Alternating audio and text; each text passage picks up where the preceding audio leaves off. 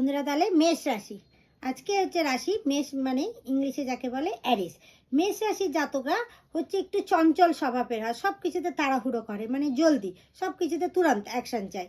তো মেষ রাশির জাতকদের জন্য ছটফট করে, এই জন্য এদের জীবনে সংঘর্ষটাও বাড়ে।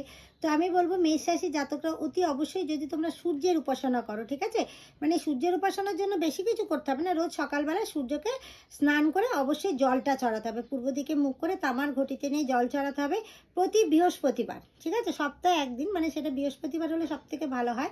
প্রতি বৃহস্পতিবার কোনো ধর্মস্থানে গিয়ে যে যে দেবদেবীকে মানো, যাদেরকে ইষ্টদেব আছে, তার অতি অবশ্যই সপ্তাহে একদিন গিয়ে তার প্রার্থনা করতে হবে। তাহলে কি হবে, তোমাদের জীবনে দেখবে সংঘর্ষটা কম হবে। কিসের জন্য বাড়ে? ম্যাক্সিমাম ক্ষেত্রে এরা ভুল ডিসিশন নেয়, ভুল ডিসিশন নেওয়ার জন্য ছটফট করে, সংঘর্ষটা বাড়ে। তাই আরেকটা বলবো, তোমরা এই যে বৈভবশালী পরম্পরার যে একটা অহংকার করো, সেইটা করো না, দেখবে তাহলে তোমাদের জীবনে সংঘর্ষের পাট অনেক কম হবে।